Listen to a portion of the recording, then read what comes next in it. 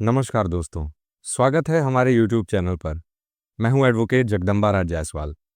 दोस्तों, क्या आप जानते हैं कि भारत में जो कानून आज भी ऑनलाइन सट्टेबाजी रोकने के लिए इस्तेमाल किया जाता है, वो साल 1867 में बना था, यानी 150 साल पहले।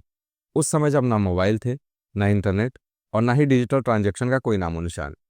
अब सोचिए, उसी जमाने का कानून 2025 में भी लागू किया जा रहा है, जहां लोग मोबाइल पर एक क्लिक में लाखों का जुआ खेलते हैं। और इसी टकराहट के बीच जन्म लेती है एक कहानी, इमरान खान बनाम उत्तर प्रदेश राज्य, जो न सिर्फ एक कानूनी मिसाल बन गई, बल्कि पूरे देश में डिजिटल अपराधों और कानून की सीमाओं पर बहस छिड़ गई।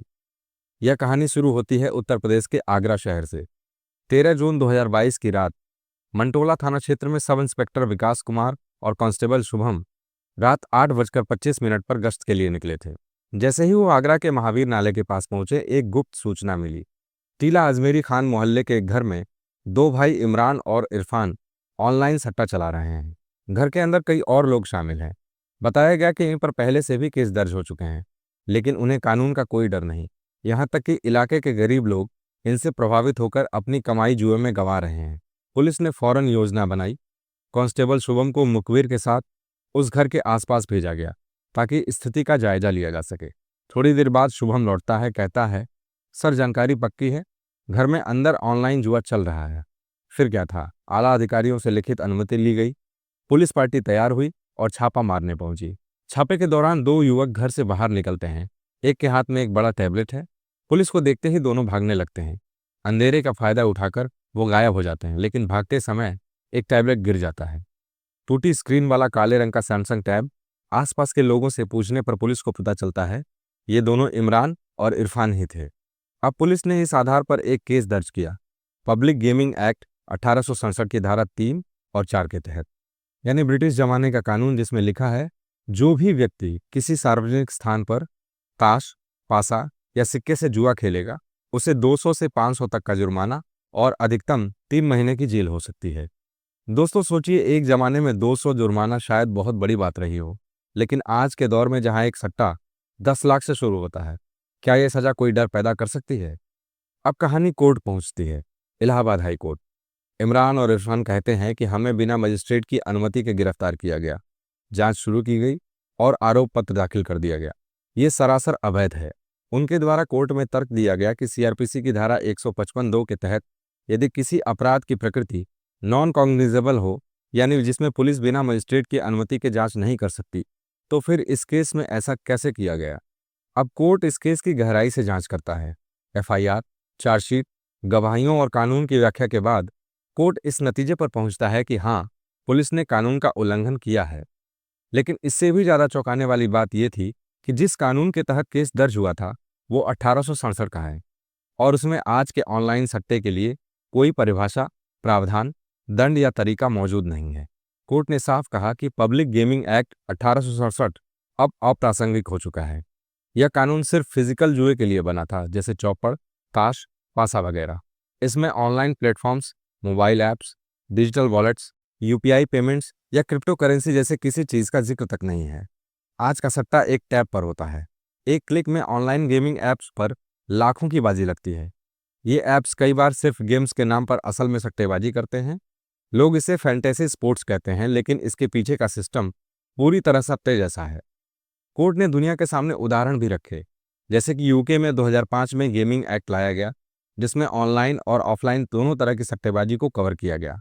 लाइसेंस सिस्टम बनाया गया, उम्र की सीमा तय की गई और जुए के एड्स पर पाबंदी लगाई गई। वहीं ऑस्ट्रेलिया ने 2001 में इंटरैक्टिव गेमिंग एक्ट लागू किया, जो हर डिजिटल सट्टा प्लेटफॉर्म्स को रेगुलेट करता है। अमेरिका ने राज्य स्तर पर सिस्टम बनाया। न्यू जर्सी और पेंसिल्वेनिया जैसे राज्यों ने ऑनलाइन कैसीनो को वैध मानते हुए उन्हें नियंत्रित किया। लेकिन भारत अब भी 1867 के कानून पर चल रहा है। कोर्ट ने यह भी कहा कि ऑनलाइन जुए का असर सिर्फ पैसे का नुकसान नहीं है, बल्कि यह मानसिक, सामाजिक और राष्ट्रीय सुरक्षा से जुड़ा मुद्दा बन चुका है। ऐप्स में ऐसे मनोवैज्ञानिक एल्गोरिदम होते हैं जो व्यक्ति के डोपामिन सिस्टम को ट्रिगर करते हैं, यानी जीतने की खुशी इंसान को बार बार खेलने पर मजबूर करती है।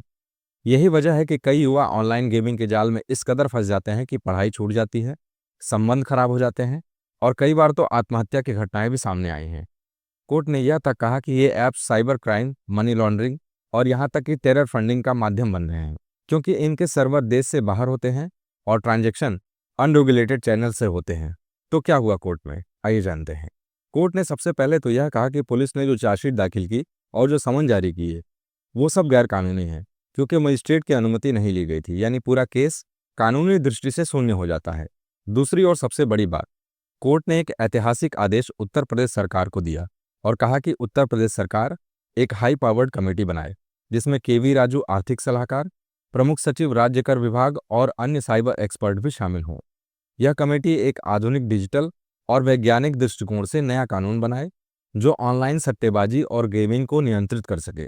दोस्तों, यह आदेश एक बहुत बड़ा संदेश है, न सिर्फ यूपी बल्कि पूरे भारत के लिए। यह दिखाता है कि न्यायपालिका सिर्फ फैसले नहीं सुनाती बल्कि समय के अनुरूप सुधार की दिशा भी दिखाती है, और यही इस केस की सबसे बड़ी उपलब्धि है। अब सवाल ये उठता है कि जब तक नया कानून नहीं बनता तब तक क्या किया जाए। कोर्ट ने कहा, तब तक पुलिस कोई भी कार्रवाई मजिस्ट्रेट की अनुमति से ही करे। साथ ही जुर्माने की राशि, सजा की अवधि और जांच की प्रक्रिया को अपडेट करने की सिफारिश की। ये फैसला न सिर्फ इमरान और इरफान जैसे आरोपियों के लिए राहत है बल्कि एक चेतावनी भी है। कानून से बचने की कोशिश मत करो, लेकिन अगर कानून ही 150 साल पुराना हो तो सुधार की जरूरत है।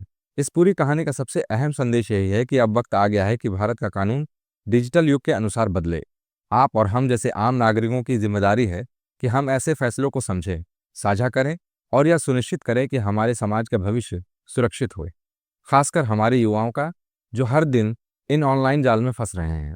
तो दोस्तों, अगर आपको यह वीडियो जानकारीपूर्ण लगा हो और अगर आपको लगता है यह मुद्दा हर उस इंसान तक पहुंचना चाहिए जो मोबाइल पर सट्टे को गेम समझ रहा है, तो इस वीडियो को उसे शेयर करें, क्योंकि आज नहीं तो कल इस कानून की खामियों का शिकार कोई और नहीं, हम या हमारा परिवार हो सकता है। और अगर आप चाहते हैं कि ऐसे वीडियो, ऐसे सच और ऐसे फैसले आपको मिलते रहें, तो हमारे चैनल को सब्सक्राइब करके बेल आइकन ज़रूर दबाएं, ताकि हमारे चैनल पर कोई वीडियो अपलोड हो तो आप तक उसका नोटिफिकेशन ज़रूर मिले। तो कानून जानिए और न्याय पाइए, और ऐसे ऑनलाइन जुए और सट्टेबाजी से बचे रहिए। मिलते हैं अगले वीडियो में। नमस्ते, जय हिंद।